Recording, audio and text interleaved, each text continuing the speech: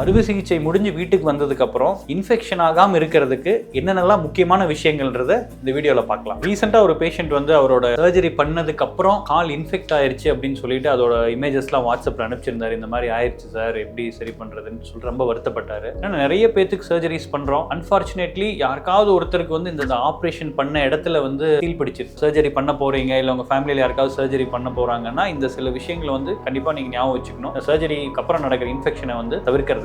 First and foremost hygiene and cleanliness தான். Clean ஷேவனா மெயினா வந்து ரெஸ்ட் ரூம் போயிட்டு வர்றப்ப எதுவும் தண்ணி படாம, எஸ்பெஷலி கால்ல ஏதாவது சர்ஜரிஸ் பண்ணியிருக்கோம்னா வந்து ஸ்ட்ரெயின் ஆகாத மாதிரி பார்த்துக்க வேண்டியது ரொம்ப அவசியம். அதே மாதிரி ஆப்ரேஷன் பண்ண இடத்துல ஏதாவது ஒரு புது அறிகுறிகள் தெரியுது, வலி அதிகமா இருக்கு, இல்லைன்னா வந்து அந்த ட்ரெஸ்ஸிங் மேல ப்ளீடிங் இருக்கு, இல்லைன்னா உங்களுக்கு வந்து ஜுரம் வர மாதிரி, ஃபீவர் வர மாதிரி இருக்கு, இந்த மாதிரி எதுவும் அறிகுறிகள் இருந்தா கண்டிப்பா உங்களோட டாக்டரையோ இல்ல ஹாஸ்பிட்டலுக்கு நர்ஸையோ நீங்க கண்டிப்பா கான்டாக்ட் பண்ணணும். எப்படி வந்து ஒரு குழந்தை பிறந்து வீட்டுக்கு எடுத்துட்டு வர்றப்ப எவ்வளவு பாதுகாப்பா வீட சுத்தமா வச்சுப்போம், இருக்கவங்க எல்லாருமே நல்லா ஹேண்ட் வாஷ் பண்ணி கை கழுவி குழந்தைய வாங்குறப்ப ரொம்ப சேஃபா இருப்போமோ, அதே மாதிரி தான் ஒருத்தவங்க சர்ஜரி முடிச்சு வந்ததுக்கு அப்புறமுமே தையல் பிரிச்சு சில நாட்களுக்கு எல்லாம் சரியாகிற வரைக்கும் அதே அளவுக்கு ஸ்டெரிலிட்டி மெயின்டைன் பண்ண வேண்டியது ரொம்ப அவசியம்.